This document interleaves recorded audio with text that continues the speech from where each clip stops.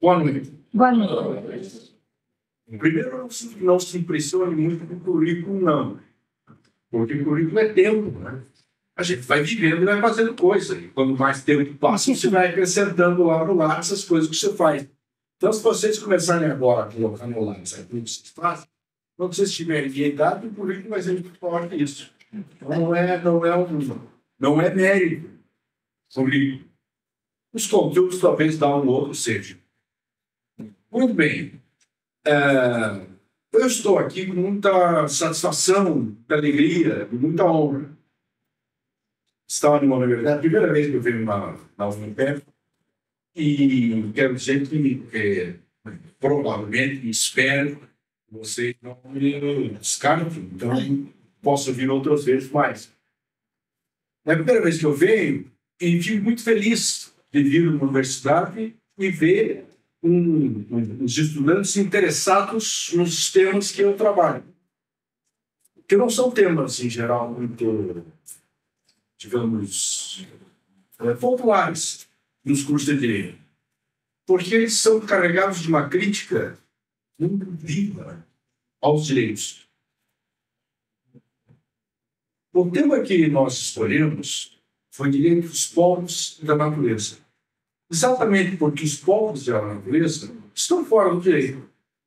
Então, falar de direitos de povos e natureza para estudantes de direito, sabendo que os povos do direito estão fora da natureza, é sempre um pouco complicado. E por ser complicado, você sabe que os professores de direito, e aqui nós temos muitos, né? Os professores de direito, em geral, gostam das coisas complicadas, não é? Os advogados também, né? Direito gosta de complicação, porque quanto mais complicado for, melhor é. Não sei. Qual é a nossa profissão? É desvendar coisas. Então, tem que ser complicado. Se for fácil, não precisa nem mudar. Então, essa questão jurídica sempre ela envolve essas complicações.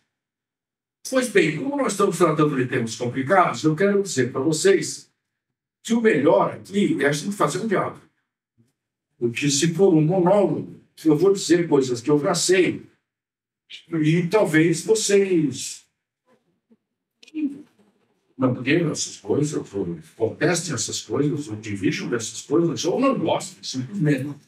E se vocês forem dizendo isso, a gente vai caminhando por caminhos que facilitam o entendimento, o diálogo e a percepção. Então, vamos transformar isso aqui num diálogo, como, aliás, foi proposto. Tanto o Dalino, o seu coordenador, já disse, vamos fazer isso aqui no diálogo. Vamos. O coordenador me disse, você está em casa, faça o que ele quiser. O que ele quiser é esse, não é? Conversar. Estejam muito à vontade para conversar. Se vocês não conversarem, eu vou conversar. Enquanto isso. Pois bem, quero dizer para vocês que eu nunca subi num lugar para falar, a não ser alguns momentos de necessidade extrema, sem antes ter preparado muito bem o que eu vou dizer. Então, aparentemente, eu estou aqui sem nada, mas eu vou com um papelzinho aqui, e diz tudo que eu vou dizer, preparadinho, arrumadinho que eu vou dizer. Não sei se vou dizer tudo. Porque a lista que eu tenho é muito grande. Então, pode ser que fique... Ou seja, o tempo não deu para falar tudo que eu tenho que falar. Não é aquele resumo. Quem fez o resumo não sabe fazer resumo, né?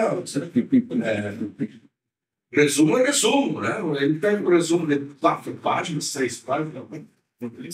É mais resumo. Eu fiz realmente um resumo, é só um pouquinho. Mas é muita coisa. E o nome desse resumo, quer dizer, não é um resumo, o nome desse roteiro é o direito dos povos da natureza.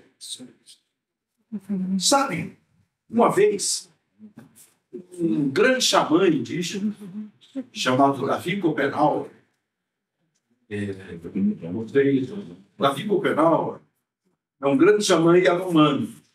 E ele é uma figura assim, um homem de idade, e tem uma vida dedicada ao seu povo, à construção do seu povo, fala português com alguma dificuldade, e ele passou para um antropólogo foi contando para o antropólogo o que ele pensava da vida, o que ele pensava de nós, da sociedade branca.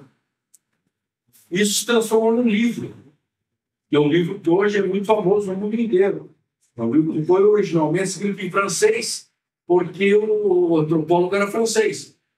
Então, ele falava em alemão e o antropólogo ia captando em francês e acabou sendo um grande livro que se chama A Queda do Céu.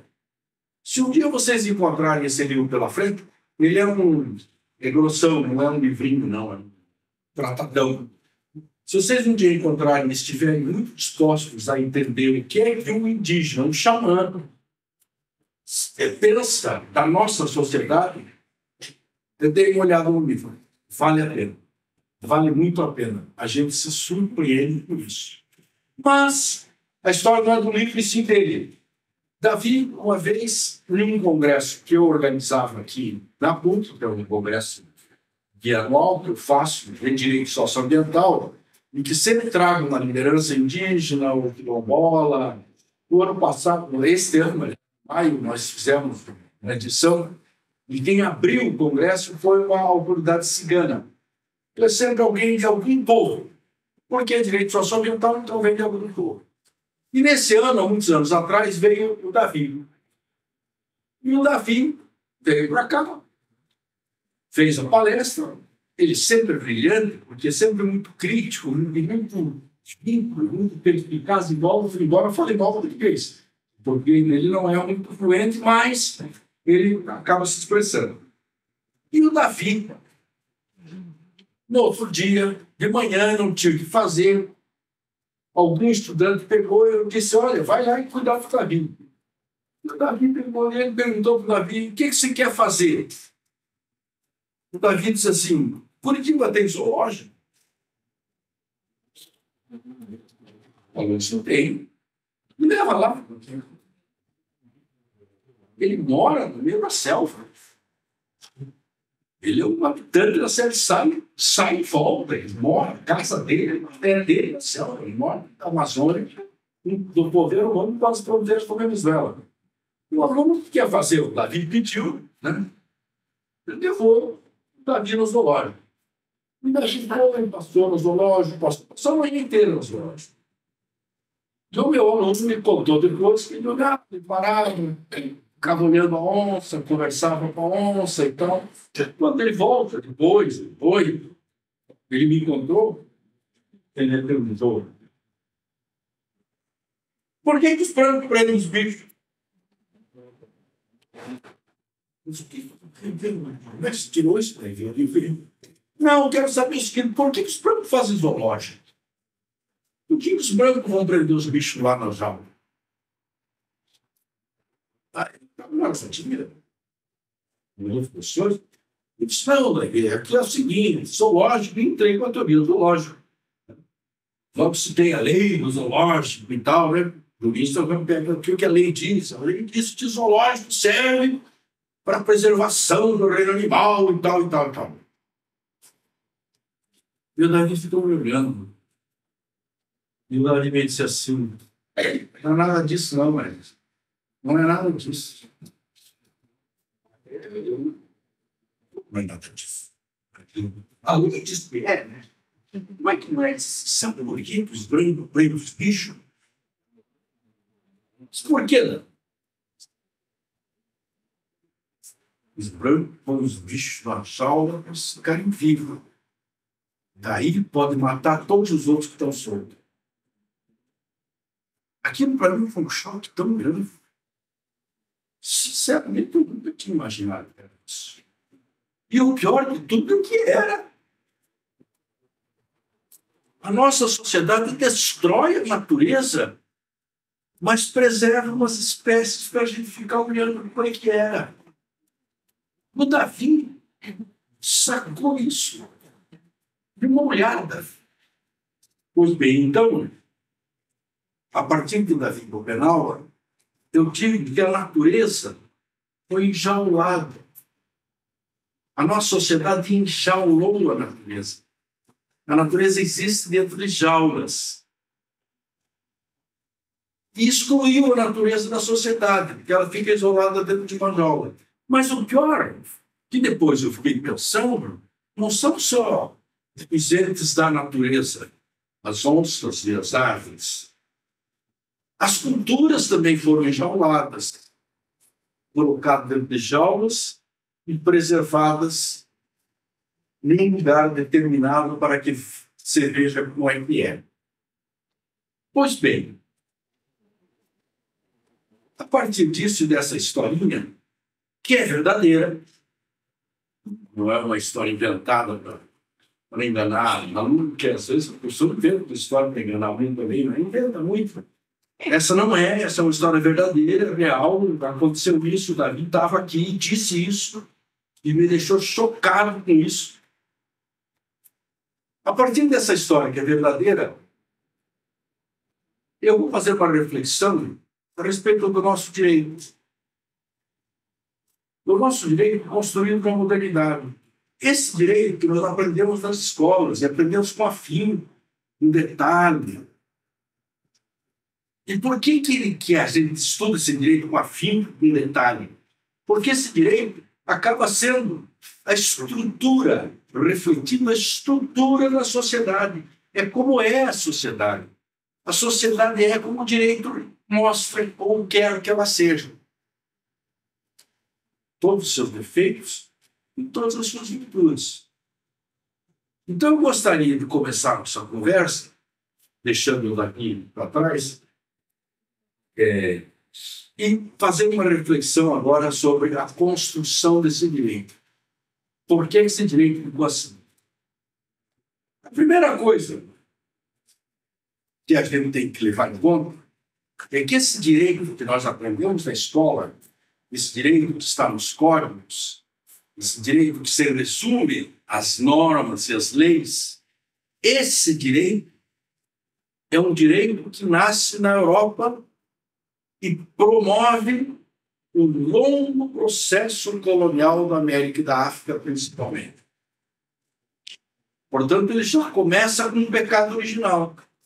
Ele começa num lugar para ser exportado para outro por uma razão que não tem nenhuma nobreza. Por que não tem nobreza? Porque o processo colonial foi explorar o trabalho das gentes, das pessoas da África e da América e extrair o que chamava de riqueza, principalmente das Américas. Isso não tem nenhuma nobreza. Se roubar a riqueza alheia ou o trabalho do alheio, não é uma coisa nobre. Não tem nobreza. Mas vamos deixar para lá. Não vamos fazer juízo de valor por enquanto. Vamos só analisar ele na sua essência, porque ele existe. O direito, quando nasce na modernidade europeia, ele nasce com exclusões. Ao contrário do que se propunha, do que dizia que se propunha, que era a inclusão de todos os cidadãos iguais, ele se propunha como algo de exclusões.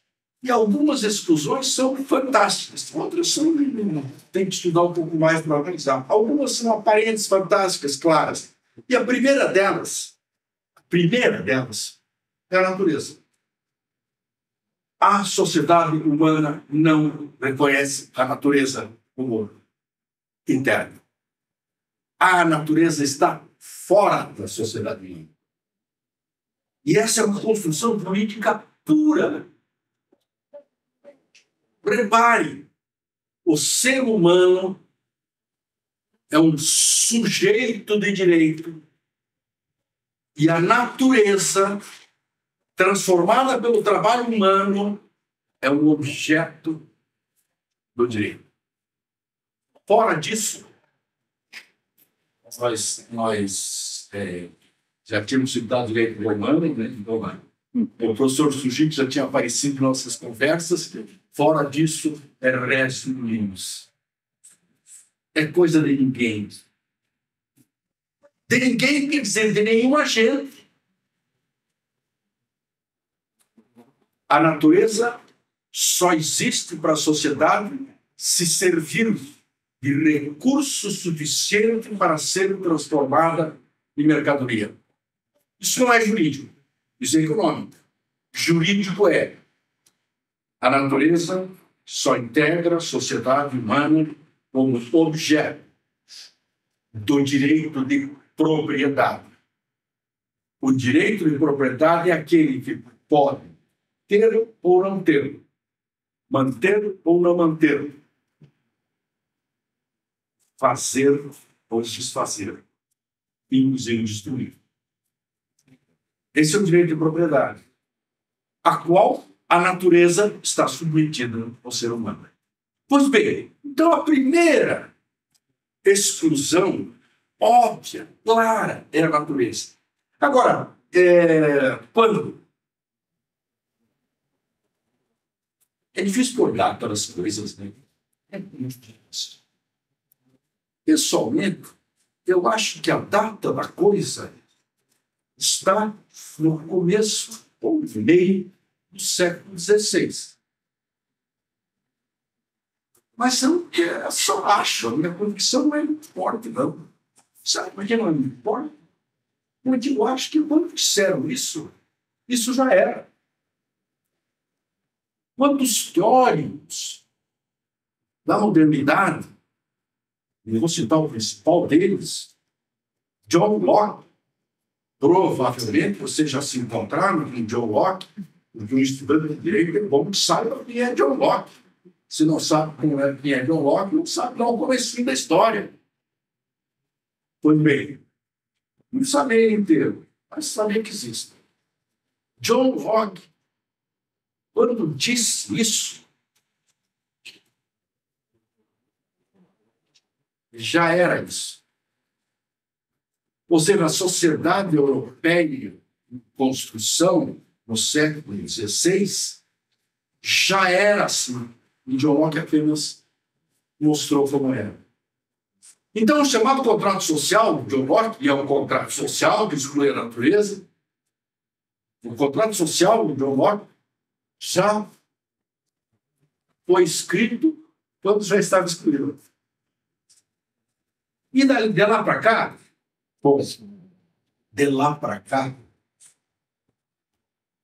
só aprofundou essa ilusão. Hoje, 2023, século XXI, cada vez mais a sociedade humana acha que podem prescindir da natureza, que podem construir tecnologias capazes de superar a natureza, de excluir a natureza do convívio. Hoje tem muita gente que diz que não é assim. Na metade do século XX, a arquitetura era assim. A exclusão era absoluta. O ser humano não podia se parecer com a natureza. Tudo que parecesse com a natureza era coisa ruim. Mas eu vou voltar a isso. Porque já o tempo está correndo e... Ainda tem mais. Ainda tem mais uns 15 minutos para falar. É a primeira exclusão. Vamos guardar a primeira exclusão. Vocês ainda não levantaram a mão para conversar e questionar, etc, etc. Então, eu vou falando um pouco, eu avisei. Se vocês não falarem, eu falo. Primeira exclusão, a natureza. Bom, o nosso tema é os direitos dos povos da natureza. Então, vocês já estão vendo que da natureza os direitos estão meio precários, né? Estamos excluindo lá. A segunda óbvia exclusão. Eu disse que exclusões são muitas, mas eu vou falar de algumas óbvias. Qual é a segunda óbvia exclusão? A segunda óbvia exclusão, que é difícil de juntar as duas palavras, são os povos. Essa é um pouco mais complicada. A natureza é mais fácil de ver, está lá escrachado. Mas acontece que a sociedade europeia, quando vai se organizando, ela pressupõe a existência em direitos do indivíduo e tem que elevar o indivíduo à categoria de soberania. Vocês devem ter estudado já, alguns sim, alguns não. Bom, alguns não estudaram porque não fizeram a lição de casa que o professor mandou, também pode ser. Mas os que fizeram a lição de casa, os que já passaram por lá, já viram o que é um contrato. O contrato é a soberania da vontade de cada um. Não é do coletivo. Não é dos dois. Não é da família. Não é do grupo. É do um. É do indivíduo. Portanto, o direito que fez, o que construiu, e, aliás, o mesmo contrato social que excluiu a natureza é o contrato social que estabelece a soberania do indivíduo. O indivíduo está acima da coletividade. Os direitos individuais estão acima da coletividade na construção da modernidade.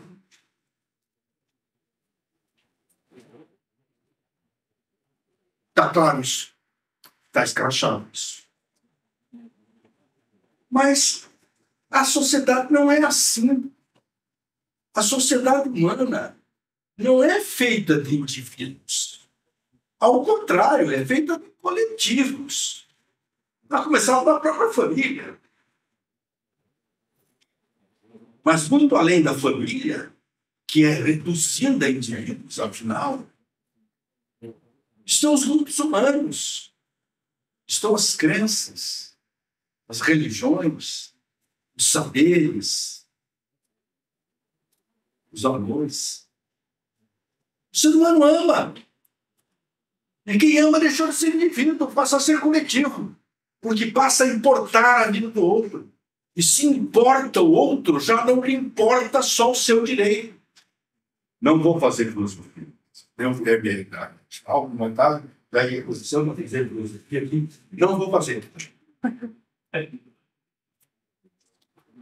Eu quero voltar ao direito. Nós somos juristas e temos que nos limitar à lei. Em 1791, na França, sai uma lei que diz assim: fica proibido qualquer organização da sociedade e intermediário fica entre o Estado e o indivíduo. A lei continua e diz assim: qualquer sentido de solidariedade entre indivíduos que não seja a expressão do Estado está proibida. É lei. É lei. É verdade que a lei muitas vezes está errada, mas paciência, é lei. Mas em 1810, saiu o Código Penal francês. Nós estamos falando da Revolução Francesa. A Revolução que, em certa medida, mais expressou todos esses pensamentos. 1810, o Código Penal francês diz assim: é crime. Não é só é proibido, vamos dizer, a lei de direito. É crime organizar coletivamente parte da sociedade. E era visivelmente a proibição da constituição de sindicatos. Crime. E as penas do Código Penal francês, se dar uma olhada, são muito duras. Mas, enfim, isso é um outro problema. Deixa para os penalistas. Imagino que há de ter muitos, né? Porque sempre tem. A turma dos penalistas sempre é grande. Dê uma olhada nisso. Dê uma olhada como se constrói essa derivação do direito penal contra as sociedades. Isso acaba. No fim do século XIX, em grande movimento dos trabalhadores, na Europa inteira, na Inglaterra e na França, muito principalmente, os trabalhadores se rebelam contra a proibição dos sindicatos Na Inglaterra é uma história um pouco diferente, porque entra cooperativas no meio, etc. Mas na França é diretamente não sindicatos, mas na França tem uma revolução no meio. Tem o famoso 18 primário, né? E esse processo todo leva a que seja revogado o Código, a parte do Código Penal que proíbe a sindicalização, os sindicatos passam a ser reconhecidos em toda a Europa. E logo depois, alguns anos depois, é feita a OIT, né, com os direitos trabalhistas, e se cria um direito que se chama de direito do trabalho. É o retorno dessa construção da coletividade interna dentro da sociedade estudante. Mas os povos, não, esses ainda estão fora. Só para lhes comentar, a Organização Internacional do Trabalho, ela surge no bojo dessa luta. Essa luta sindical europeia faz com que a Organização Internacional do Trabalho comece a existir. Ela começa a existir de uma forma muito especial. Agora vem o que eu chamo lá dos trabalhistas, né? Tempo atrás chamei os criminalistas, agora vamos os trabalhistas. Os trabalhistas têm que conhecer essa história, que a história é muito importante para conhecer o direito do trabalho. A história da construção do OIT. A construção do OIT é a construção dos direitos internos do capitalismo, ou seja, da sociedade branca. Mas a OIT, quando surge no começo do século XX, ela surge contra o trabalho forçado e a organização dos trabalhadores. Pela organização dos trabalhadores. É contra o trabalho forçado e pela organização dos trabalhadores. E nesse do trabalho forçado, ela tenta reprimir os estados coloniais para que os estados coloniais não forcem os trabalhadores indígenas ao trabalho, mas que os convença a trabalhar. Então, há uma perspectiva de tomar os trabalhadores indígenas, principalmente americanos e africanos, e obrigá-los a trabalhar. Não forçadamente. Convencê-los a trabalhar. É obrigação do Estado convencê-los.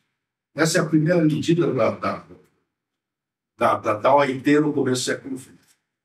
Portanto, aqui está claro que a OIT, ao mesmo tempo que defende a organização dos trabalhadores, nega a existência autônoma dos povos. Porque eles têm que se integrar individualmente com os trabalhadores. Está claro que isso virou tão confuso que ninguém entendeu nada. Então tá bom. Os povos, as redes, os grupos humanos, as sociedades que vão se formando estão excluídas, portanto, dessa sociedade. Isso significa excluídos do direito. Então nós temos um gancho que penduramos a natureza. Segundo gancho, esse é aquele ganchão de açougueiro que a gente vai lá e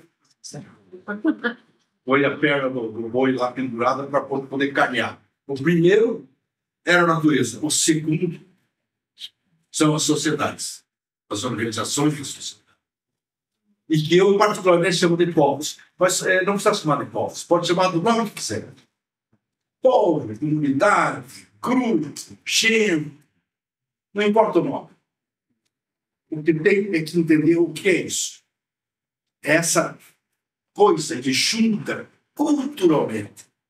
As pessoas se juntam culturalmente, se identificam como. É disso que nós estamos falando. Então o nome não importa. Porque às vezes é que usam os nomes, eu diria que é muito comum fazer isso, usa os nomes e perde a essência. Aí o próprio direito consegue reconstruir o nome e a essência ficou fora. E eu chamo isso o direito que eu sou professor titular e que dou como disciplina na PUC, se chama direito socioambiental. E no final da década de 90, quando a gente abriu o mestrado da PUC, eu já era o aterro nisso já. Eu já estava lá. E daí a minha proposta é que a gente fizesse um mestrado, só mestrado na época, mestrado em direito, a PUC queria fazer econômico. E eu dizia, tudo bem, mas eu estou fora. Então tem que ser econômico e socioambiental. E a PUC achou bom, convenceu. E mandou o projeto para a CAPES. Qual foi a resposta? Não existe isso. Não existe situação ambiental. Então, não pode ser. Esse mestrado não vai ser aceito. E, cara, nem leram o projeto. Sabe? Você falou que não existe. Esse direito socioambiental não existe. Não existe isso como ciência. Vocês não podem trabalhar. É o ponto. Me chamou de volta e disse: o seu nome não é nome. Tem que mudar de nome. Daí a gente mudou para social. Aí a CAPES Palé e abriu o mestrado em Direito Econômico e Social. Depois de alguns anos, e é só por isso que eu estou contando essa história, depois de alguns anos, uns 10 anos depois, nós resolvemos mudar o nome e propusemos mestrado em Direito Econômico e Socioambiental. E a CAPES disse: que bom, um nome necessário para o entendimento do mundo moderno. Então, os nomes mudam. Não tem importância o nome que você tem. Naquela época, a PUC dizia: o que você vai fazer? Eu disse: eu vou chegar no social. E dou socioambiental. Não se muda que a disciplina vai ser socioambiental. Tem uma tese, vai ser socioambiental. Isso foi só uma digressão sem... Não tem nada a ver com o que nós estamos falando, né? Bom, nós temos 2 ganchos pendurados. E esses 2 ganchos são os que nos interessam. Nós vamos hoje falar de povos e natureza dos direitos.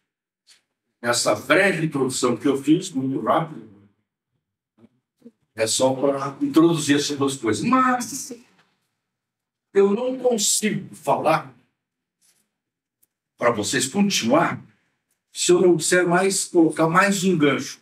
E agora eu fico triste de colocar como gancho, porque não é bem um gancho. É uma coisa que é doído eu ter que falar para vocês desta forma. A sociedade moderna, isso tem mais uma exclusão. E uma exclusão que não é escrachada. Que não está escrito assim: o contrato social é só de gente, o contrato social é só de indivíduos. Não está escrito assim. Está escrito na entrelinha, está escrito na malícia, está escrito... Não está escrito.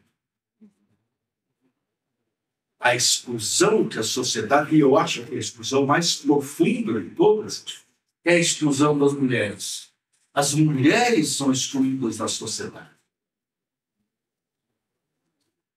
E a sociedade moderna, a construção dessa sociedade moderna, as exclui.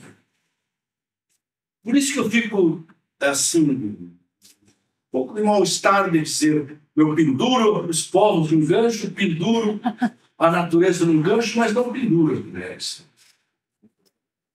Porque elas sempre fizeram parte da sociedade. Não há sociedade sem mulheres. Aliás, eu recomendo a gente olhar um pouco para a história do Brasil. Lá na história do Brasil, no começo lá, ainda quando a Guanabara era só Guanabara, não era nem Rio de Janeiro, chegaram um número de franceses, liderado por um senhor chamado Ville Gagnon, que todos vocês devem lembrar, tem no mal, lá no secundário, quando estudava os livrinhos de história, aparecia lá o Ville Gagnon. E aparece assim: olha, eu fui lá com um grupo, então foi lá, tomou uma ilha ali na Ilha do Guanabara, fez o reino ali, fez o lugar, ele pegou os povos Brasil e foi embora. É uma história meio nebulosa. Os portugueses vieram, atacaram o Ville Gagnon e tiraram o Ville Gagnon de lá. Uma história meio nebulosa. É nebulosa mesmo, deixa que seja. Ville Gagnon criou na Guanabara o reino sem mulheres. O novo mundo teria que ser puro. E para a sua pureza não podia ter mulheres. É de uma loucura absoluta.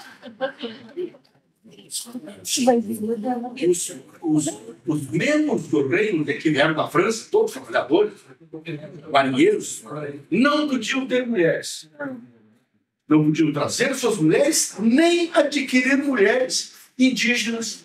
Muitos deles, então essa história parece nos livros, muitos deles fugiram da ilha, foram morar no Tupinambá. Foram morar e viraram Tupinambá. Aliás, Tupinambá e outros povos ali. Mas, uma loucura mesmo pensar assim. Ele pensava isso mesmo. Ele achava que ia dar certo um reino sem mulheres. Achava. Pois bem, então as mulheres são excluídas da sociedade. A sociedade moderna exclui as mulheres. Na mesma época, então, que se proibiu os povos, houve a declaração dos homens dos cidadãos. E não das mulheres das cidadãs. Yolim de Gouges propõe que houvesse uma declaração do direito das mulheres das cidadãs. Propõe, ele é uma intelectual, uma rara intelectual no final do século XVIII na França, e essa sua proposta foi tão bem aceita, tão compreendida pela sociedade francesa da época, que ela foi guilhotinada. Compreenderam a proposta dela. A proposta simplesmente desconfigurava a sociedade capitalista que estava sendo criada. Essa é outra mulher. Outra mulher? Não falei nenhuma.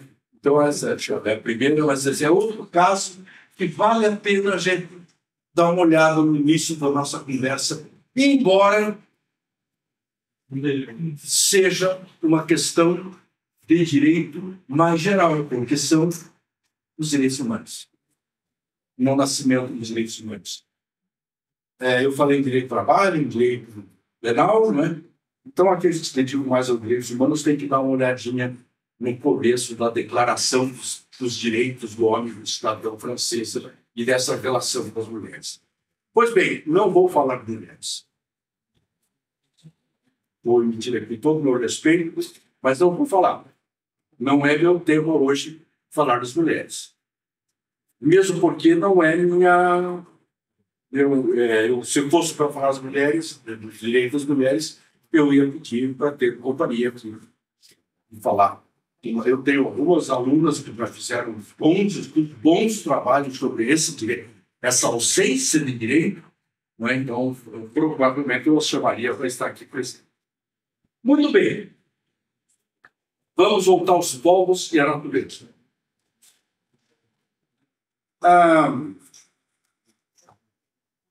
A filosofia moderna, toda ela,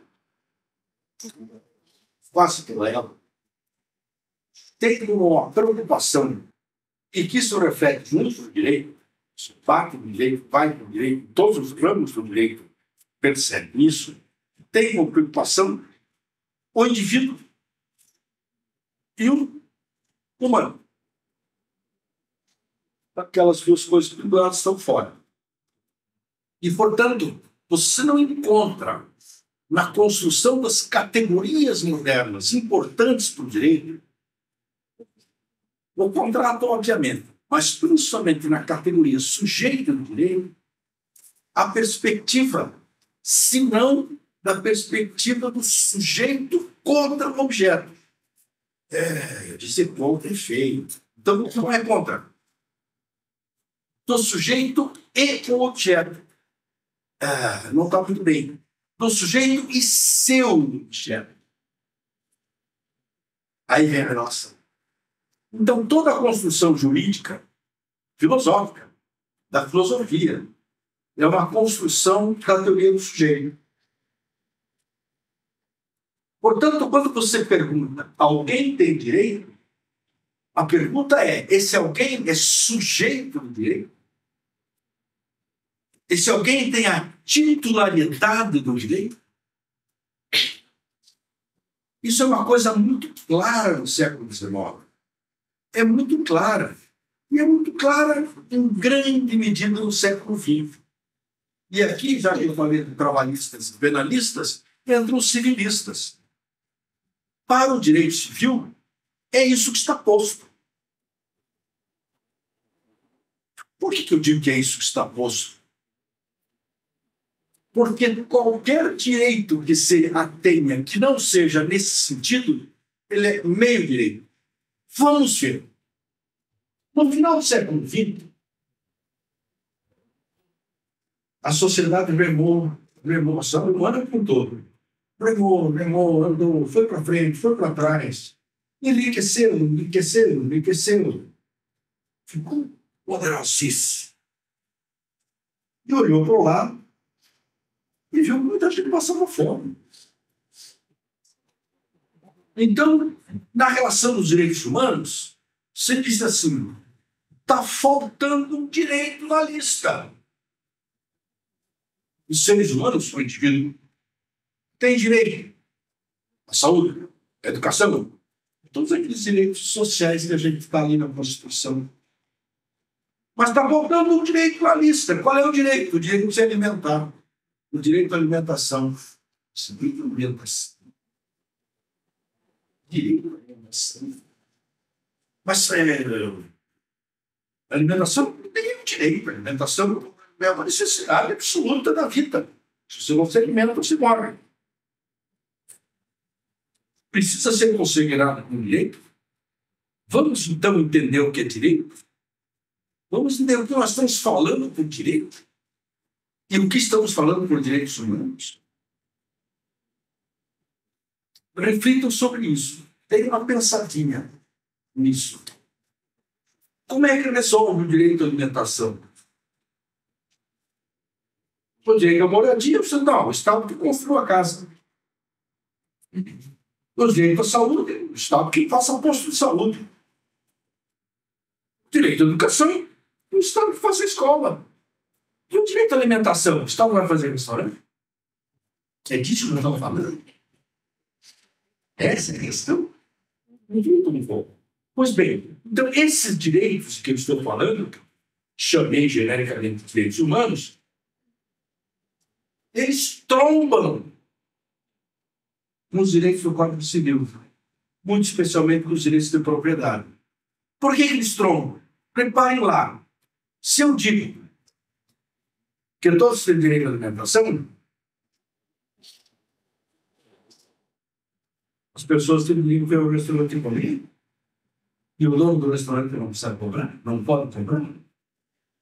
Isso está em xeque do direito de propriedade. Mas se não é nem comer, você vai plantar um pé de couve. Isso está em choque com o direito de propriedade de novo. Então, esses direitos, eles se chocam com a realização dos direitos individuais. Porque, como há só o indivíduo, lembra da exclusão lá atrás, há só o indivíduo no Estado, que eu fiz ao contrário, o indivíduo no Estado, como há só o indivíduo no Estado, se o direito é individual, o Estado tem que suprir. Mas se o Estado tem que suprir, ele tem que suprir sem quebrar o direito individual. Mas o direito individual não é um só, o direito individual é parcelado, o direito individual é propriedade. Ele está lá também é direito de propriedade. Então, essas estruturas se desencontram. Mas eu vou deixar para vocês essa reflexão maior sobre o direito de propriedade e esses direitos. E vou entrar em outro tema que é muito mais complicado do que isso. Eu estou falando dos direitos humanos, né? Direito de propriedade e o direito à alimentação. Direito de propriedade e direito de moradia. Direito de propriedade e direito de trabalho. Direito de propriedade e direito de educação. Agora eu vou dizer assim, não vou falar de direitos humanos. A onça tem direito de existir? A onça tem direito de caçar o porco do mar?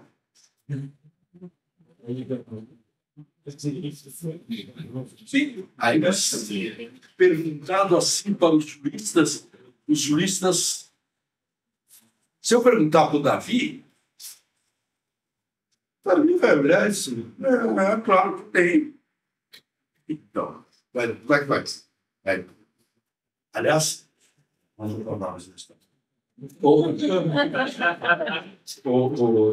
resposta seria óbvia, né? Não tem. Não tem. Agora, se eu pergunto para um jurista, o jurista treina nas partes. Se eu pergunto para um pós-doutor em direito, não sei das coisas, não vou perguntar diretamente para você. Se eu posso dizer que o rio tem direito a navegar, passar por aquele caminho que ele mesmo fez, a resposta, obviamente, é muito difícil.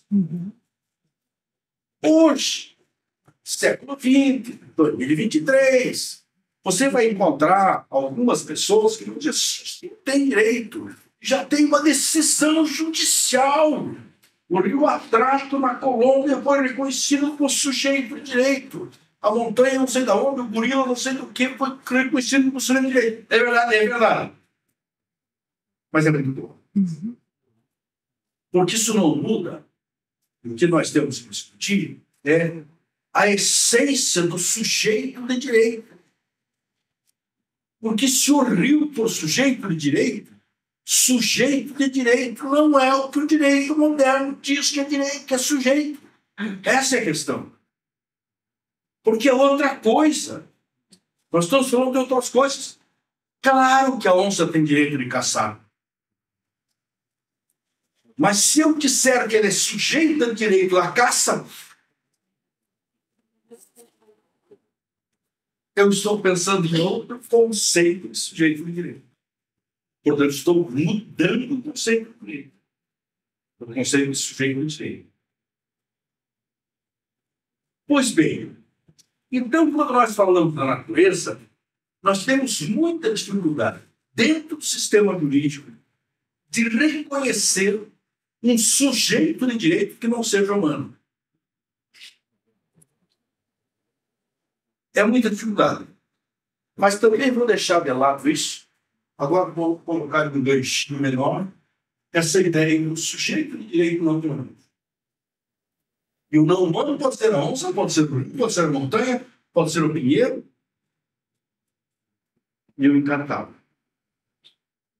Pode ser qualquer coisa. Mas vamos deixar penduradinho ali. E vamos voltar para a nossa confusão com os povos. Os povos são humanos. Não há nenhuma contradição no conceito de sujeito. Porque são humanos. Agora nós estamos falando de gente. Agora facilitou nossa conversa. Eu posso dizer que os povos são sujeitos de direito? Mas olha aqui. Eu digo que o Estado é sujeito de direito. E o Estado é igual aos povos. Só que é constituído. Tem uma Constituição. E os povos também são constituídos. Só que não tem uma Constituição. A essência do direito dos povos é a mesma essência do direito dos Estados. No sentido de que são direitos coletivos. São de todos. A teoria do direito do Estado é de que o Estado é sujeito de direitos porque o que é dele é de todos. Ou, dito de uma forma mais francesa, de toda a cidadania. A cidadania é titular de todos os direitos. E aqui estamos falando dos direitos mais civis do mundo, como o direito de propriedade. Não precisa confusão. Está claro? Então, do que se trata? Se trata de reconhecer a existência de coletivos, portadores de direitos coletivos. O direito moderno foi construído por coletividades. Construiu a empresa. Bom, primeiro Estado, né? Mas construiu a empresa, construiu associações pias. Depois foi mais para frente, construiu condomínios, massa falida, um monte de coisa que não é jeito. e que, além de não ser gente, pode não ser formada por gentes, como a fundação. Mas construiu tudo isso juridicamente, fazendo uma lei, dizendo isso é isso, transformando isso em sujeito de direito, em titular de direitos, especialmente direito de propriedade. O direito de propriedade sempre é o núcleo, né, o central. Transformando essas coisas em sujeito de direito de propriedade, mas os transformando em indivíduos. Repare, a empresa é um sujeito. O condomínio é um sujeito. E qual é a diferença disso com aquilo que não é um? O Estado não é um. Porque o Estado, a composição do Estado é a cidadania. O que acontece? Quando eu morrer, o Estado não vai perder o sócio. Quando meu filho nasceu, o Estado não ganhou um sócio. Continuou do mesmo tamanho. E assim são os povos. Diferente da empresa, o condomínio, o que quer que seja. O condomínio são 18 apartamentos. São 18 pedaços. Morra, bifa, não importa. São pelas partes possuidoras. Um condomínio tem 3 proprietários. Isso é só. E as sociedades também. Uma cooperativa de 20 pessoas é uma cooperativa de 20 pessoas. Se morreu um, ficou 19. Aí, já ficou um problema que só tem 19. Não é assim com o Estado. E não é assim com as sociedades essas. Então, esse direito coletivo, a diferença no direito coletivo dos povos é que o direito de todos cresça ou diminua. E o direito do mesmo tamanho. Isso o direito não tem como resolver. Assim, se não dizendo que o direito é coletivo e fecha o olho. O direito brasileiro, no caso dos povos indígenas, por exemplo, resolveu, desde muito tempo, dizendo assim, as terras são da União. Só que a União não tem direito nenhum sobre elas. Porque a posse, o usufruto, é dos índios. Ninguém tem direito de usá-la, possuí-la, tê-la. A única coisa que o Estado tem a obrigação de fazer é retomar se alguém tomar legitimamente. Portanto, o Estado não tem direito nenhum sobre esse tema. Então, destitui o direito coletivo. O Estado dá para o direito coletivo. Isso é uma solução muito antiga, mas é para indígenas. Os quilombolas não são assim. Os quilombolas, a Constituição diz que eles têm direito. E o Supremo diz que esse direito é coletivo. Só resolvida a equação. Resolvida, mas não teoricamente. Nós temos que construir teoricamente isso. E a construção teórica é o que faz a partir desse direito que se chama socioambiental. Eu vou resumir aqui minha conta para os povos. O resumo da minha conta para os povos é o seguinte. Essa coisa que nós podemos chamar de povos, e logo vamos falar melhor sobre isso, tem direito coletivo de existir. É um direito coletivo sobre a vida coletiva. Tem direito de existir coletivamente. São povos indígenas, quilombolas, pescadores, ribeirinhos, faxinalenses, comunidades de terreno, enfim, é uma infinidade. São grupos humanos que se juntam para existir como grupo humano. É disso que nós estamos falando. E é isso que no final do século XX foi reconhecido pelo direito. E foi reconhecido aonde? Algumas constituições latino-americanas e foi reconhecido na Convenção 169 da Organização Internacional do Trabalho. Por quê?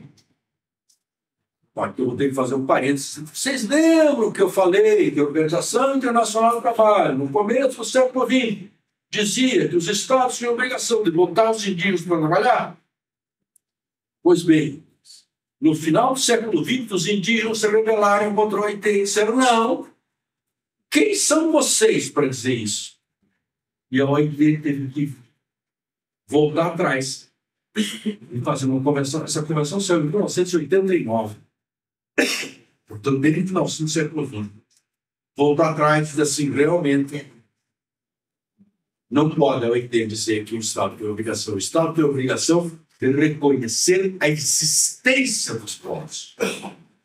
Então, sabe uma coisa que é a Organização Internacional do Trabalho? O que a Organização Internacional do Trabalho tem a ver com povos indígenas?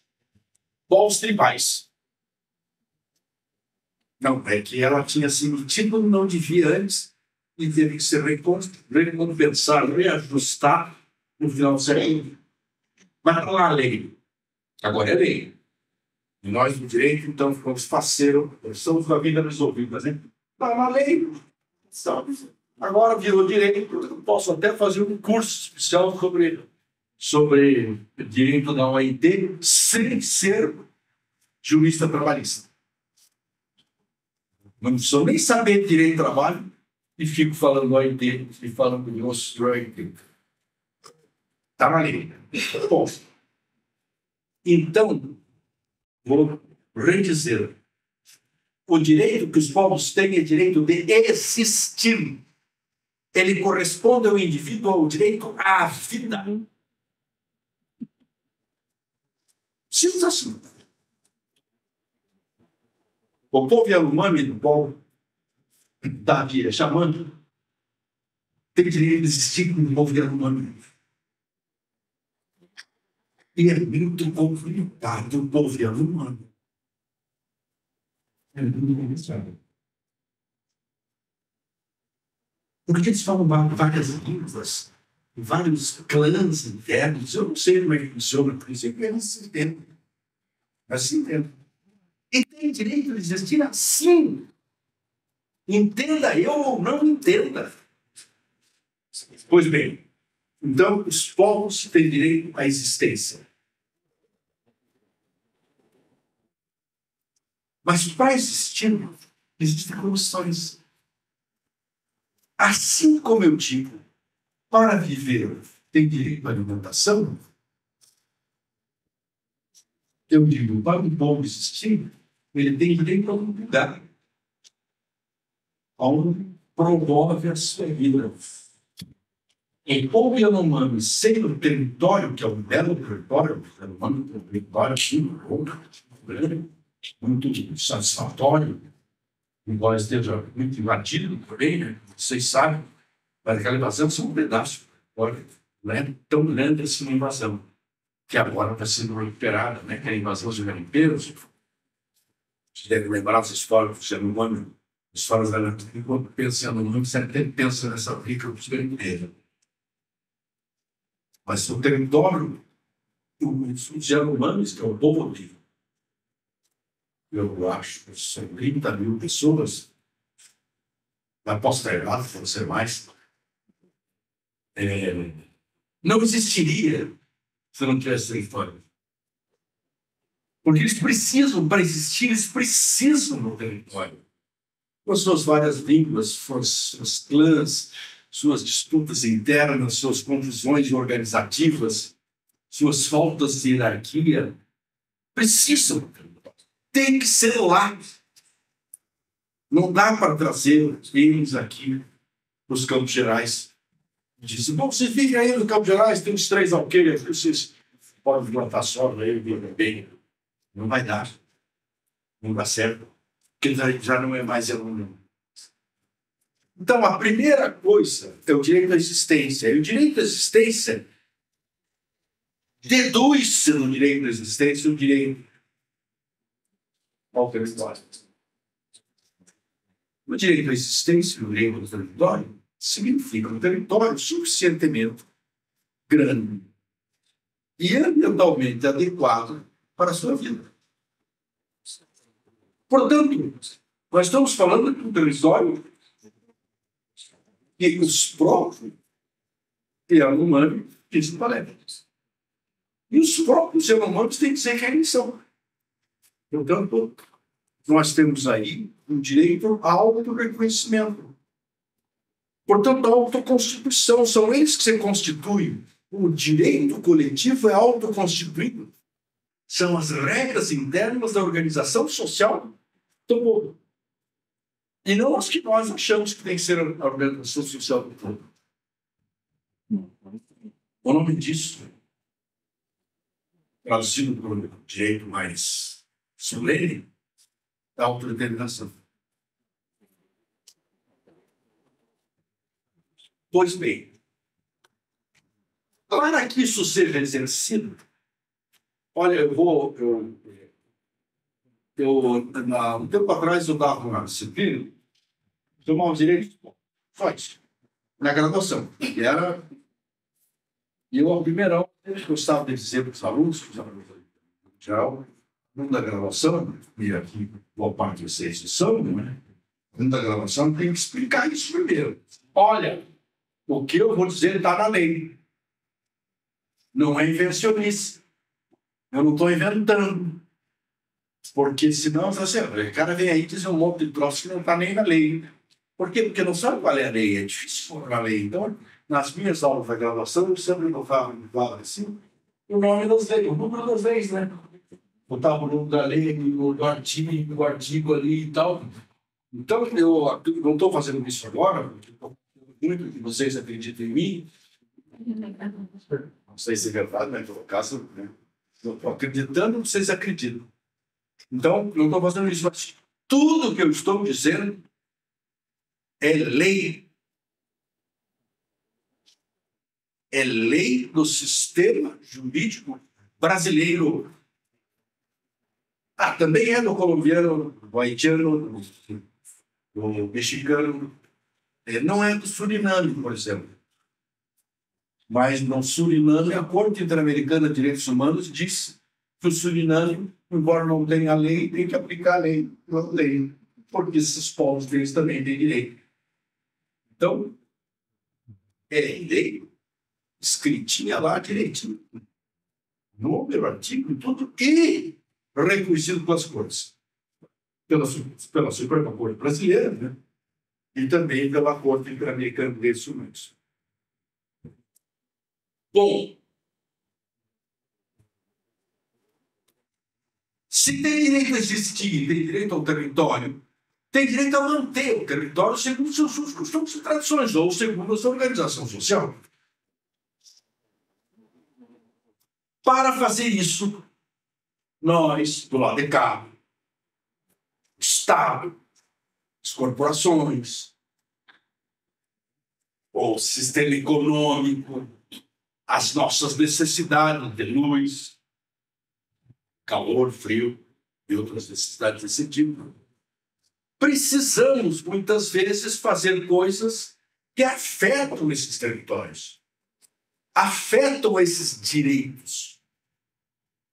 Diz a lei, por isso que eu dizia que estava a lei, diz a lei que é obrigação do Estado consultar os povos para saber se essa atitude, se esse exercício, se essa ação a ser praticada os impacta, e se os impacta, se eles aceitam. Aí se chama consulta. E o nome da consulta inteira, que está escrito pela Convenção 19, é consulta prévia, livre, informada e decorrente. Aqui é uma outra discussão muito longa. Eu não vou aprofundar essa discussão.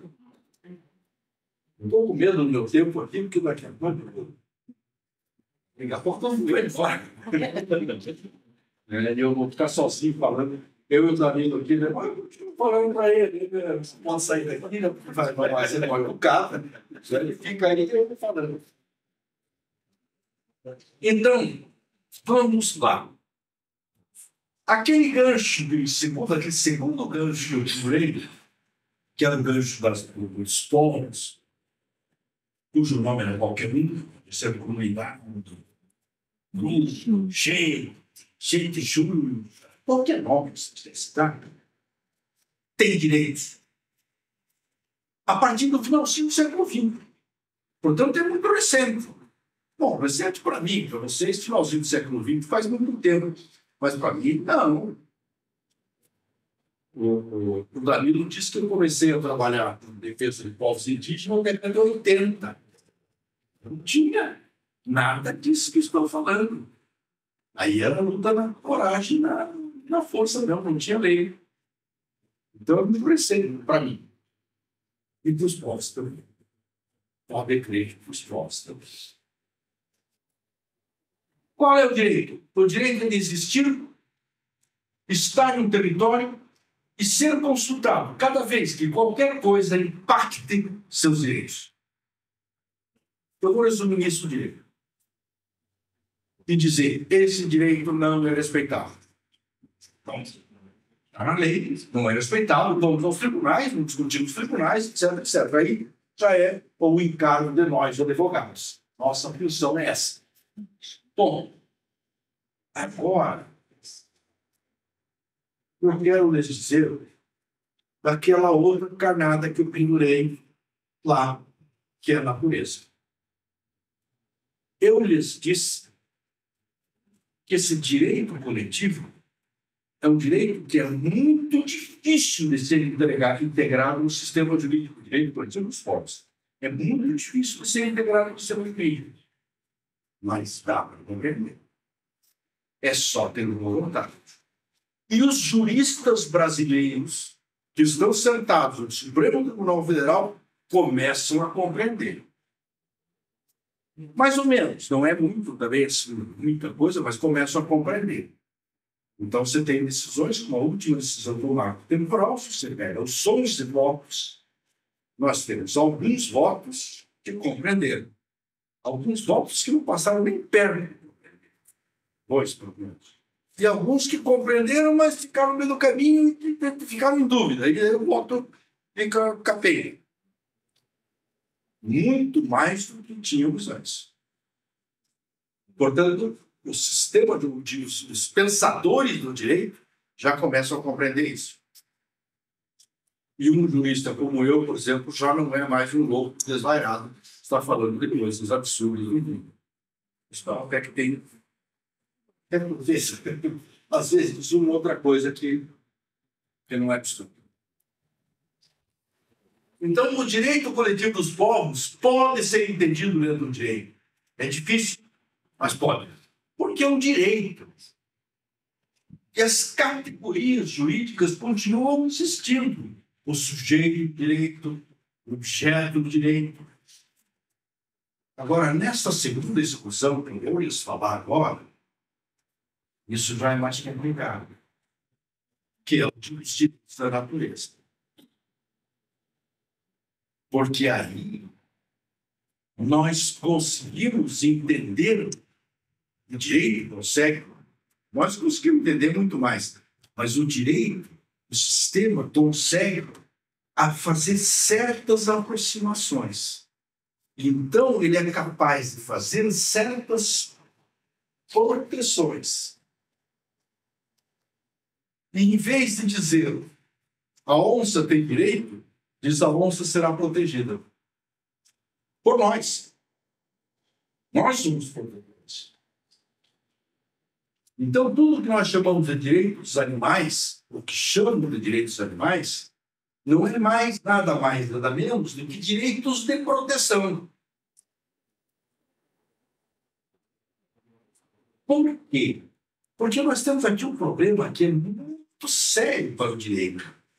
E aí os professores de direito civil podem aprofundar muito melhor isso. Quando nós falamos em direitos individuais, nós falamos de direitos de pessoas, de indivíduo. Nós podemos dizer que um cachorro é um indivíduo?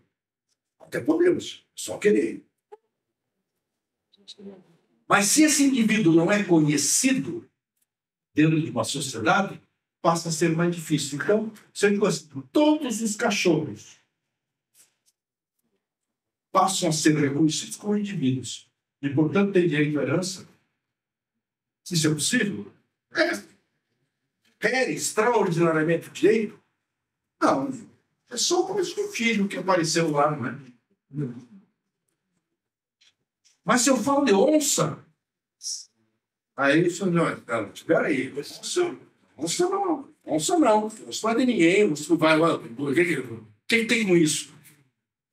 Se eu falo de rio, de árvore, de montanha, qual é a diferença? A diferença é que certos animais estão tão próximos do ser humano, tão afinados com o ser humano, que até podem ser reconhecidos como extensões do ser humano. Mas a natureza, a seguir, o resto da natureza, não. Porque não tem como você estabelecer essas coisas fora.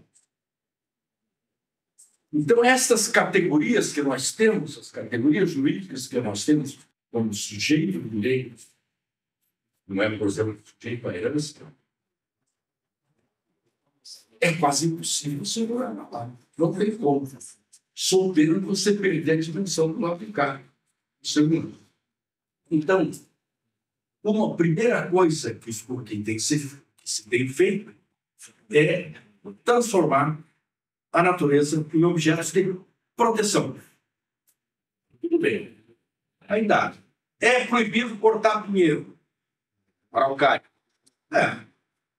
É o direito da araucária não ser cortada? Não. É uma proibição ao ser humano cortar a araucária. A formulação é um pouco diferente. Está protegida a araucária? Está protegida. Ela está soberana, ela não sabe. Mas ela está lá soberana e tal. Aquilo que decorta. Quer dizer, agora mais ou menos, mas está protegida. Dá para dizer que estão protegidas todas as espécies da biodiversidade? Não, porque senão vai passar fome. Né? Não vão comer milho, né? Porque milho é uma espécie da biodiversidade. Não é só não vão comer nada. Nem porco, nem vaca. Alguns dizem assim, ainda bem, não vai mais comer carne. Carne está bom, né? Sobra-nos. Mas os legumes e as verduras também fazem parte da biodiversidade e vamos lá nós ficar fome. Então não dá. Então não dá para dizer assim, essas coisas não se generalizam. Você pode pegar uma espécie e proteger a espécie. Bom, então esse sistema de proteção é um sistema muito complexo, mas é um sistema que o sistema jurídico está formulando. Então, todos os direitos da natureza acabam se conformando com direitos de proteção. E é preciso estudar isso. Bom, eu falei da biodiversidade. A biodiversidade não é nada mais, nada menos do que a existência de diversas formas de vida naturais. Então, a biodiversidade, ela está protegida, ela tem um sistema legal de proteção. Agora, o que é que diminui a biodiversidade? E é protegida até onde? Esses limites são limites muito complicados. A Constituição brasileira chama de meio ambiente ecologicamente equilibrado. Então, nós juristas podemos dizer assim, bom, a biodiversidade tem que ser protegida até o limite do equilíbrio. Se ultrapassar o limite do equilíbrio, não pode mais avançar. Qual é o limite do equilíbrio? Aí o jurista diz, não sei, não está escrito na lei. Quem é que sabe o limite do equilíbrio? Vou que perguntar para um biólogo. Aí nós vamos entender essas matérias fundamentalmente da palavra das outras ciências. O direito não basta. O direito é muito pouco. Por isso que o direito tem, nessas leis, tem feito glossários. Sempre o artigo 2º, artigo 3º, sempre é um glossário. Essa lei entende por. E daí, por sombra é quando o sol não bate. Árvore é quando tem umas folhinhas lá e tal, é assim por diante. Vai dizendo, vai dando conceitos, vai dando definições das coisas, que é um glossário, realmente é um glossário. Nem sempre é um glossário verdadeiro. Nem sempre é a expressão daquilo que é. Às vezes é um pouco diferente daquilo que é. Eu tenho duas alunas de teologia, estudam de pesquisa, que eu sempre peço para estudarem os glossários e traduzirem os glossários da lei, elas vezes dão risada. Não está bem explicado. Nós precisamos das neurociências, é fundamental. Mas eu não vou entrar nas outras ciências, porque senão vocês não param de me ouvir. Para! Fica no direito que já está demais, né? Então, a primeira coisa é você definir, o direito conseguir definir, porque é preciso estar no direito para estar na organização da sociedade, definir essas proteções e definir os limites dessas proteções.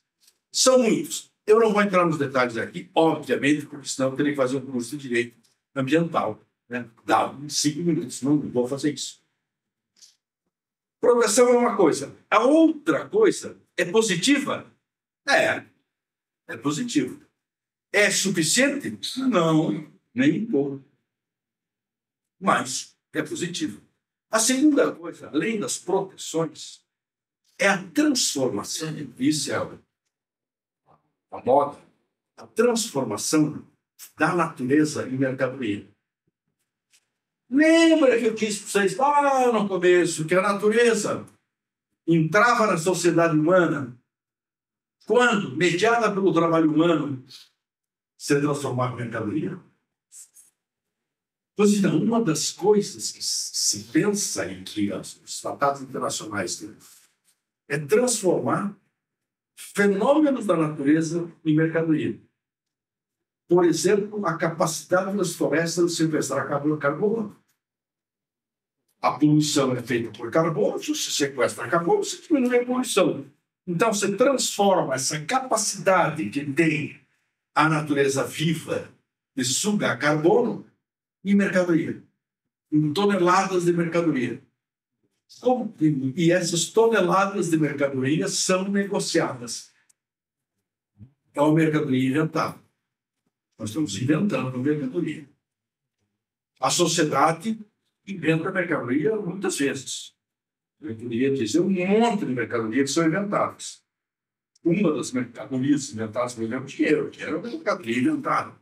Mas tudo bem. Como é que se inventa uma mercadoria? Uma mercadoria se inventa uma regra jurídica. Portanto, tem o direito, inventa a mercadoria. E com a existência do mercado. Se eu disser assim, sai uma lei agora em Curitiba que diz assim, olha, cada pasto que o professor Marés der, todo mundo tem que dar R$1 para ele. Eu não posso conseguir essa lei. Mas só que ninguém vai comprar. Não é porque para dar o pasto, quem é que vai me dar R$1? Eu falei, eu estou muito bonzinho, você disse, R$1 eu dou, eu nem faço. E falei porque não tem mais. Os que venderem os outros pastos não tem mercado para isso. Portanto, não basta ter a criação da mercadoria. Tem que existir um mercado. Esse mercado é extraordinariamente complexo. Mas existe. É possível. Então, a transformação de fenômenos naturais em mercadoria é a outra possibilidade real da apropriação da natureza para a sociedade. Também isso é uma coisa complexa, e vocês vão estudar isso, deixa eu entrar contratos internacionais, etc. E a outra coisa, aí são as proibições que se incluem as licenças. Então, é todo o direito administrativo voltado a proibições de atividades, que não é só proteção, não está incluída a proteção, se inclui isso, não é só proteção, mas é mais do que isso, são licenças. E nessas licenças estão, obviamente, uma ação do Estado para regular determinadas atividades que possam gerar poluição. Eu acho que isso é fácil de entender, né? A gente chama genericamente de licenças ambientais. Licença é um nome muito próprio dos professores de direito administrativo, sabe? Não é isso, não é uma licença, mas se chama assim. Esse é o nome. O direito está dado. E tipo assim. Então, a gente chama de licença. E ainda há outras formas, como a forma tributária. Você utiliza a tributação para isso. Então, tudo isso, tudo que eu disse, licenças, portanto, autorizações, possibilidades, limitações, licenças e tributação e criação de mercadoria, tudo isso é um fenômeno, são fenômenos jurídicos que têm 20 anos. É muito novo. Os mais velhinhos são da década de 90. Nem a tributação podia existir assim. Os mais clássicos do direito fiscal, do direito tributário, reclamam disso. Assim, não, isso não pode ser, não é por via de tributação. A tributação não serve para isso. Serve bem. Mas os velhos professores de direito tributário um pouco arrepiam pelo. Não, isso não está muito legal. Utilizar o direito tributário para esse fim. Muito bem.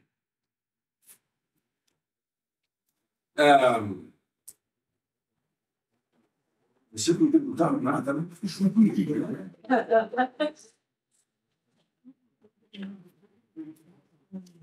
É sempre. Eu não sei, eu estou gostando. Bom, entendendo.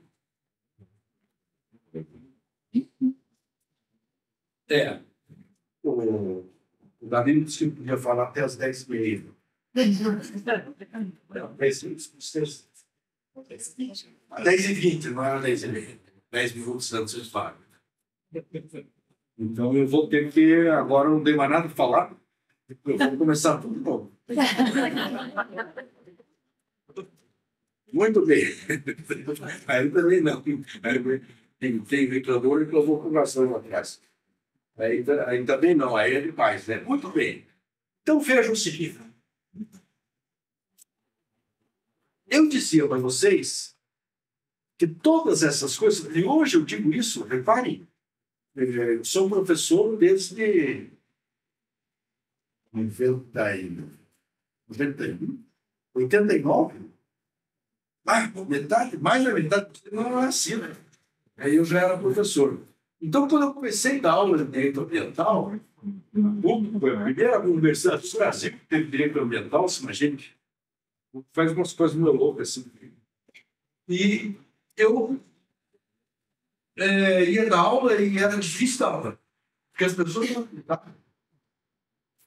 E tinha pouca lei. Não acreditam ainda. Não acreditam ainda, né? Mas hoje, pelo menos, ela tem prova, né? Que a lei. Naquele tempo não tinha muita lei, então a gente tinha meio tirando uma lei de cá e puxando de lá e a lei. Olha essa lei, mas essa lei não está dizendo isso, está dizendo, não, está assim, leia melhor, né? Leia 2 vezes e tal. Então, mas agora não, agora tudo isso que eu estou dizendo ali, tudo. Agora eu não acredito, isso eu concordo com você, não acredito, mas está escrito lá. Então, por que essa contradição? Por que é tão difícil? Por que dizer, por exemplo, que a biodiversidade, para ser preservada, isso é escrito na lei, a biodiversidade, para ser preservada, ela pode ser preservada de 2 formas. Uma forma é onde ela está, onde ela existe. E o nome bonito é in situ. Lembra, os latins sempre aparecem, né? Os latins não pode, né? Se eu falo direito, o latinzinho tem que aparecer. In situ. Mas ela pode ser preservada também, diz a lei. E essa lei se chama Convenção da Biodiversidade. E essa lei é de 1992, é velhinha, né? Mas ela pode ser conservada também ex situ, fora do lugar. O que é a conservação fora do lugar?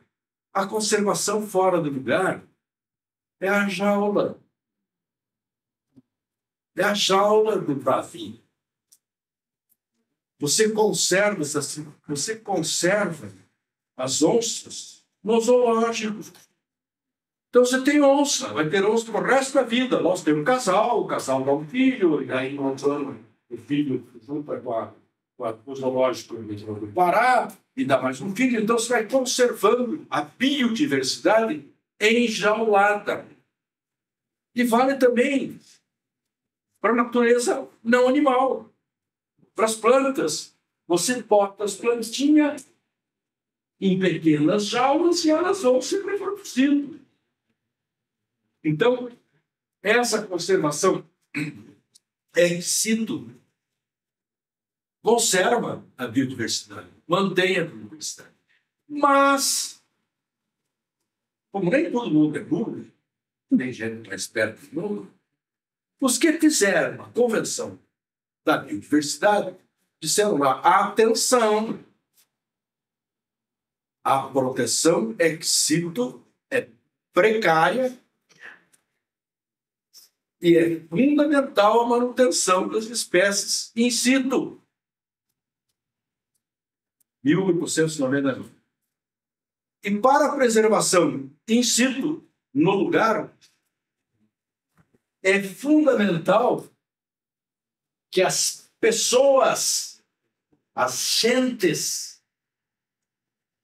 que mantêm essas plantas vivas, estejam vivas e praticando a sua cultura. Então, a proteção da natureza in situ é fundamental que esteja associado ao conhecimento das pessoas que a tratam, sejam camponeses, sejam indígenas, quilombolas, grupos humanos. Não fala exatamente em direitos coletivos, nem trata disso, mas se refere a essa relação entre a natureza e os seres humanos. Então, aqui nessa parte da minha conversa, eu vou pegar os dois pedaços e juntar. Eu vou juntar os dois pedaços. Essas duas exclusões da natureza, dos povos, as exclusões da sociedade, dos povos e da natureza, não tem volta, não consegue retorno para a sociedade se não juntas. Diga. Tem uma pergunta. Já que esses direitos da natureza, eles estão relacionados dentro da obediência da lei, né? Que vira a sustentabilidade do planeta, eles não devem ser melhor observados e, no caso, ser vividos de uma melhor maneira. Você falou num tema que eu não tinha tocado, não é? Mas avançou bem no tema, que é a questão da sustentabilidade. O que é a sustentabilidade? E você disse muito certo. Você disse a sustentabilidade do planeta, né? Que é nada mais, nada menos que a sustentabilidade da vida no planeta. E a vida no planeta, ela é diversa, ou seja, ela tem diversas manifestações. Ela só existe porque ela é diversa. Não é uma vida. Tem várias formas. Então, é isso que a gente chama de biodiversidade. Então, o que você está dizendo é exatamente isso. Para que haja sustentabilidade no planeta, para que o planeta continue vivendo, é preciso que essas coisas vivam. E é justamente isso que vai estar dizendo lá a convenção. Assim, olha, para você manter as espécies vivas, tem que manter as gentes que se relacionam com as espécies também vivas. Agora, atenção, é as gentes que se relacionam com as espécies. Não é as gentes que exploram as espécies. É na relação. E, então, por isso que é fundamental que o direito se preocupe ao mesmo tempo, e não separadamente, com as questões da natureza e dos povos. No final do século XX, havia uma grande preocupação da proteção da natureza enjaulada. Aquilo que eu chamo de enjaulada, né? Eles não chamavam de enjaulada, claro, né? Era a construção de parques, de reservas, etc., sem gente. Tira os gentes, porque os gentes são perigosos. É exatamente o contrário. As gentes vivem no planeta. As gentes é uma espécie. E, portanto, tem que estar junto nessa proteção. Então, o que eu estou dizendo é a verdade. Ou seja, é preciso fazer a proteção das duas coisas. É preciso. E nós, do lado de cá, devemos ler o livro que escreveu Davi, ditando em francês, que está traduzido em português, né? Esse livro depois foi traduzido para português. Disse originalmente escrito em francês e foi ditado. E o antropólogo foi escrevendo em francês, aí traduzido em português. É bom ter ler esse livro para a gente entender quais são os nossos defeitos. Visto de uma pessoa que está dentro da floresta da sucessão. E um dos nossos defeitos, e com isso eu já vou encerrando, porque já voltou para a diga. Esse exercício da rivalidade, qual é o problema do Estado, geral, em manter os territórios? Porque os territórios seriam uma forma de sustentabilidade. E parece que o Estado tem essa necessidade de acabar com os territórios e transformar eles em municípios, ou estados, ou até uma forma politizada. Entra nessa questão do programa tem já, por exemplo, então lá, e há esse sistema de territorialidade que a gente não tem mais. O problema essa é uma pergunta complicada, sabe? Eu acho que eu tenho que começar a fazer uma outra coisa, falar sobre um outro tema. Não, brincadeira. Mas é muito complicado. Ela estava aqui no meu roteiro, mas eu pulei. Pulei porque eu achei que ia ficar muito comprido. Nós, aí, nesse ponto específico, nós temos que discutir uma coisa, que é a propriedade da terra. A propriedade da terra, como é que eu vou resumir? Se você pegar o Código Civil, provavelmente você sabe de cor, já, né? Já aprendeu o Código Civil de cor, todos aqui sabem o Código Civil de cor. Se você pegar o Código Civil no capítulo da propriedade, você vai reparar que quase todos os artigos, se você trocar propriedade por terra, dá certo. Mas não diz terra em nenhum lugar. O Código Civil chama a terra de propriedade imóvel. Né? O nome que ele dá, o nome do Código Civil para a terra é esse. Lá no começo, naquele cara que eu falei no começo, o John Locke, ele é o teórico da propriedade. Ele teoriza a propriedade. E quando ele teoriza a propriedade, ele diz que a propriedade é a coisa feita pelo ser humano. Então, uma colher de pau é a propriedade de quem pegou um pedaço de pau que não era de ninguém e transformou de uma propriedade que é a colher de pau. A colher de pau passou a ser a propriedade. Essa é a ideia de propriedade. Portanto, a propriedade é o trabalho humano. Você legitima a propriedade da colher de pau que eu fiz se você tem um contrato de compra e venda comigo da colher de pau. Então, o que legitima essa propriedade é o contrato. Bom, Locke dizia isso, e se você encaixar terra aí, não dá certo. E ele diz que não dá certo. Ele diz que a terra não é propriedade. Propriedade são os frutos da terra. O homem vai lá, é sempre o homem, né? O homem vai lá, cavoca, planta, colhe o fruto. É o trabalho dele que gerou a riqueza, e não a terra. Portanto, a terra não pode ser propriedade. Ele até ironizava. Ele era astrólogo, né? Então, ele disse assim, a terra, quem fez a terra? Quem fez a terra? Eita, se eu tivesse na Universidade Católica aqui e perguntasse quem fez a pergunta, eu estava perdido. Ele disse, então, ninguém tem um contrato com Deus. Então, se não tem legitimidade sobre essa propriedade. Mas isso é século XVI. No século XIX, a terra entra como propriedade na lei, exatamente como está no Código Civil hoje. E você não reclama, você diz assim, não, tá, terra é propriedade, pronto, resolvido. Não tem essa discussão.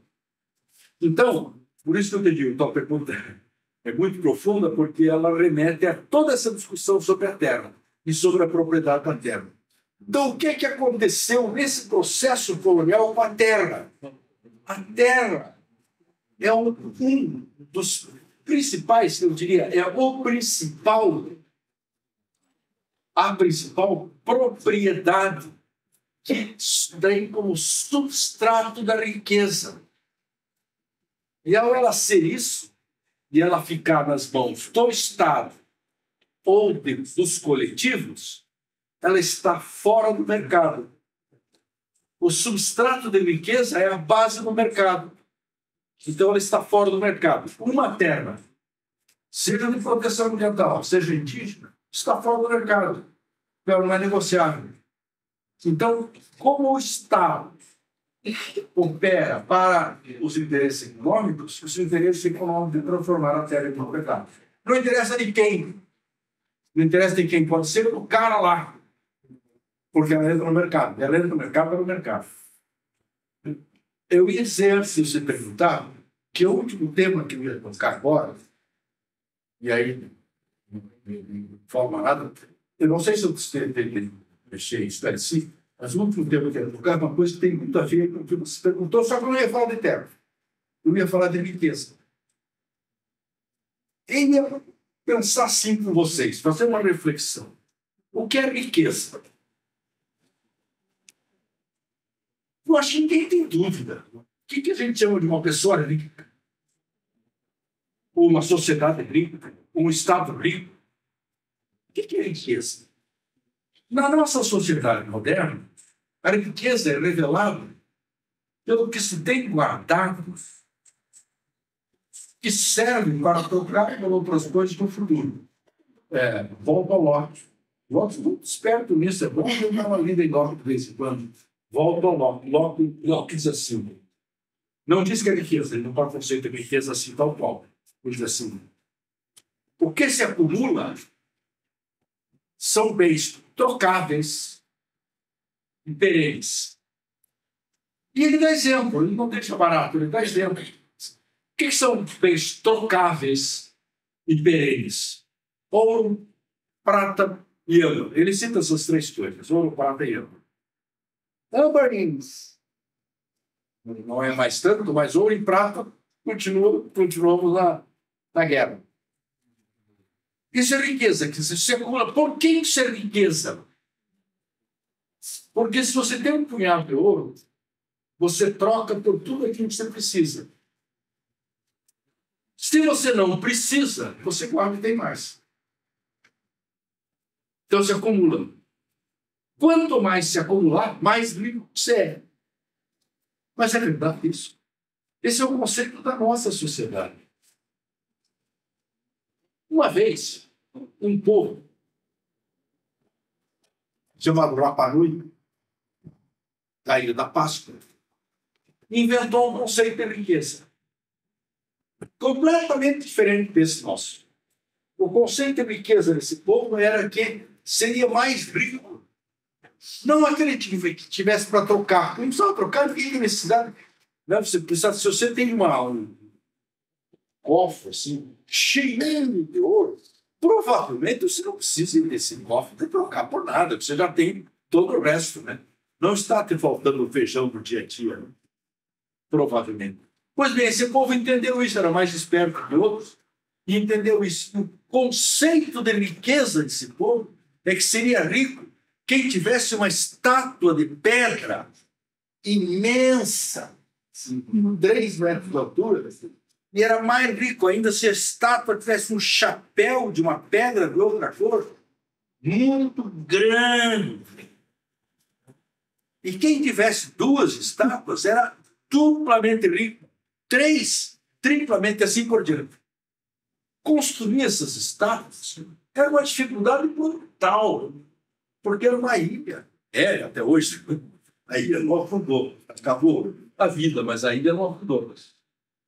Então, para construir esses estátuas era um trabalho imenso. Eu não vou contar como é que construir esses estátuas, porque vocês, de certo, se tiverem interesse, vão ler no livro qualquer que tem por aí, ou procurar no Google, né? E aí, o que aconteceu? Para construir estátuas, o trabalho era tão grande, precisava de tanta gente, que foram destruindo as florestas. E destruíram a ilha. A ilha, que era muito rica em floresta, em pássaros, acabou. Acabou a floresta, acabou os pássaros, acabaram os peixes. E eles riquíssimos, que ficaram, tem moais para todo lado da ilha, acabaram com a sociedade. Tiveram que recluir, entrar atrás, e a sociedade depois seguiu outro rumo. As pedras estão lá. Vocês vão dizer, loucos, como é que conceito de riqueza mais absurdo? Isso não será absurdo, esse conceito de riqueza em que você guarda dentro do cofre trancado e não usa. Não pode usar, porque não tem o que usar. Será que o nosso conceito de riqueza da nossa sociedade não é absurdo? Que você destrói a natureza e o ouro é o símbolo. Você perguntou como é que foram destruir, como é que ficam destruindo terra indígena? Pois o ouro destrói terra indígena. Para quê? Para guardar no cofre. Para quem? Para quem já tem. Como se fosse para distribuir comida, né? Não, vamos distribuir ouro assim, jogar pelo ar e as pessoas vão comendo ouro e ficam tortinhos. Não, não é para guardar no cofre. Então, a tua pergunta me ajudou na última questão também aqui que eu estou colocando, que é a questão desse conceito de riqueza. Se nós não tivermos esse conceito de riqueza que nós temos, certamente nós vamos destruir a terra no nome para pegar um pedaço de ouro. E volta naquela questão da sustentabilidade. Você não sustenta o planeta com essa riqueza. Por quê? Porque essa riqueza não compra sustentabilidade. Bom, sustentabilidade é equivalente para a vida, né? Não é que você sustenta a tua vida. Você sustenta, ela vai gastando, né? Ninguém é eterno, né? Então, a sustentabilidade também tem cortes. Morre. Mas você tem que ir mantendo. E a sustentabilidade faz com que, quando você morra, já tem alguém que assuma o lugar, não é isso? Não é a eternidade, é a troca, substituição permanente. E essa riqueza não faz isso. Essa riqueza não consegue fazer isso. Eu vou parar por aqui, porque já está muito tarde, mas continua a discussão. Se vocês tiverem mais perguntas, eu respondo.